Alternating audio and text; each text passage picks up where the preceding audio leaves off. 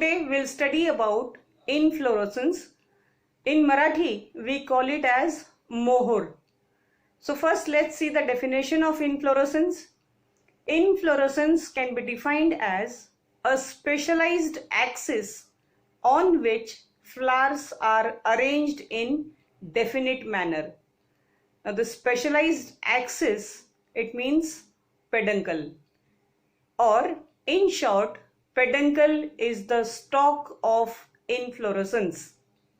So let's see this in diagram also. These are the two diagrams. This is first one and this is second one.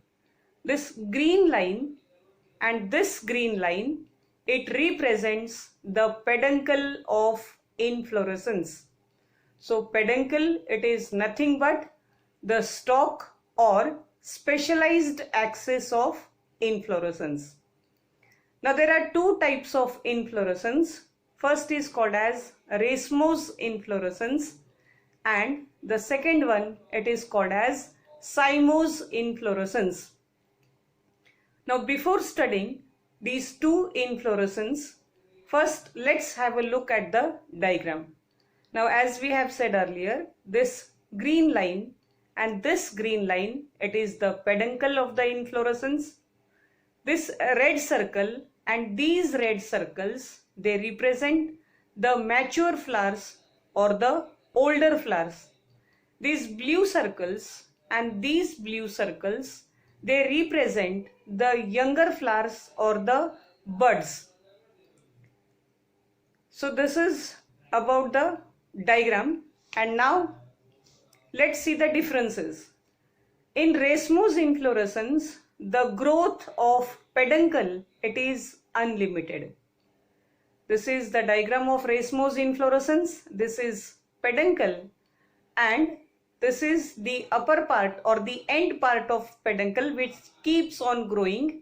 Hence the growth of peduncle is unlimited in racemose inflorescence. Whereas in cymose inflorescence, the growth of peduncle is limited. So this is the peduncle. The peduncle shows presence of a flower at the end and hence the growth of peduncle is limited. In racemose inflorescence, the apical bud does not terminates into a flower.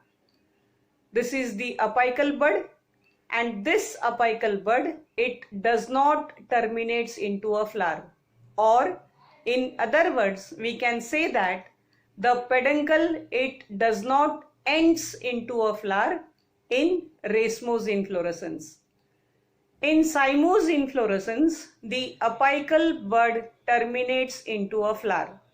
So this is peduncle, this is the apex region, that is apical bud, and this apical bud, it shows presence of a flower, or this terminates into a flower.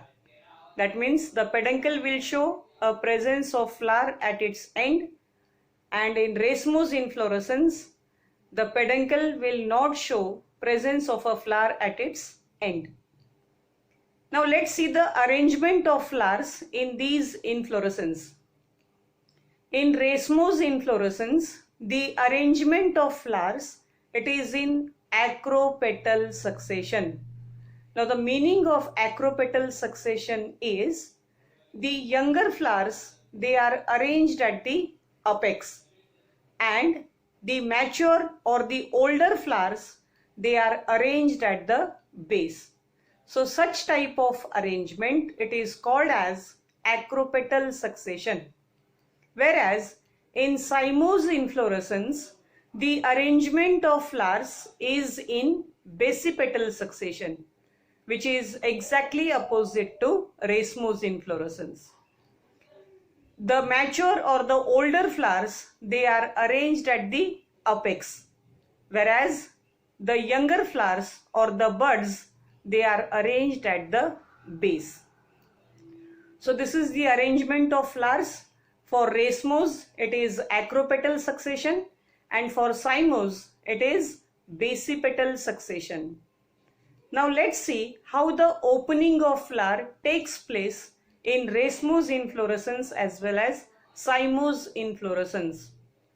The order of opening of flowers for racemose inflorescence, it is centripetal. That means towards the center. In short, these mature flowers which are present on the lower surface, they will open first and then it will keep on moving towards the center. So then first this will open, then these flowers will open, then this and this. So the order of opening of flowers, it is centripetal, that means towards the center. Whereas in cymose inflorescence, the order of opening of flowers is centrifugal, which means away from the center. So first the flower which is present in the center, this will open, and then these buds or the younger flowers which are present away from the center, they will open. Hence the order of opening of flowers for racemose, it is centripetal, that is towards the center, and for cymose inflorescence, the order of opening of flowers is centrifugal, that is away from the center. So these are the diagrams, and the example of racemose inflorescence is gulmohar, and for cymose inflorescence it is jasmine. So this is the diagram of racemose inflorescence. This is racemose and this is cymose inflorescence. So these are the examples of racemose and cymose inflorescence. Thank you.